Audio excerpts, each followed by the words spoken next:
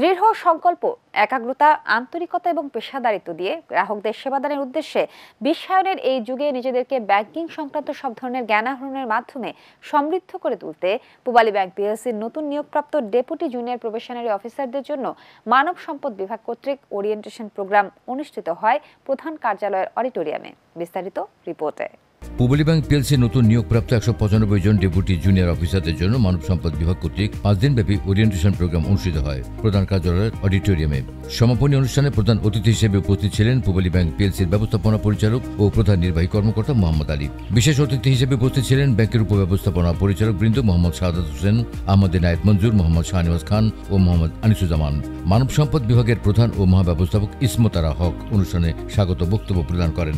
এ সময় পূবালী ব্যাংকের প্রধান কার্যালয়ের মহাব্যবস্থাপক বৃন্দ এবং ব্যাংকের ঊর্ধ্বতন নির্বাহী বৃন্দ উপস্থিত ছিলেন। প্রধান অতিথির বক্তব্যে ব্যবস্থাপনা পরিচালক মোহাম্মদ আলী নবীনদের নিষ্ঠা ও সততার সঙ্গে কাজ করার আহ্বান জানান। তিনি বলেন, বর্তমান বিশ্বায়নের যুগে নিজেদেরকে ব্যাংকিং সংক্রান্ত সব ধরনের জ্ঞান আহরণের মাধ্যমে সমৃদ্ধ করে তুলতে হবে। নতুন নিয়োগপ্রাপ্ত কর্মকর্তাদের দৃঢ় সংকল্প, একাগ্রতা, আন্তরিকতা এবং পেশাদারিত্ব দিয়ে গ্রাহকদের সেবাদানের আহ্বান জানান তিনি বলেন, যথাযথ ও সঠিক ব্যাংকিং সেবা প্রদানের লক্ষ্যে অফিসারদেরকে অবশ্যই আধুনিক প্রযুক্তির সঙ্গে সমন্বয় করে নিজেদেরকে গড়ে তুলতে হবে।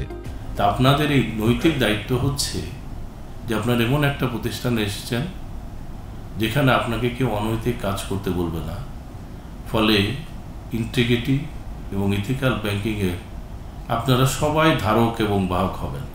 এটা হলো আমাদের একটা প্রত্যাশা এবং আমরা এমন একটা সোসাইটি কামনা করি যে সোসাইটি কখনো বলবে না যে আমরা স্বচ্ছতার সাথে রিক্রুটমেন্ট করি। এটা মানুষের মৌলিক দাবি যে আমি পড়ালেখা করেছি, আমি আমার মেধা, মনন এবং যোগ্যতার ভিত্তিতে চাকরি পাবো।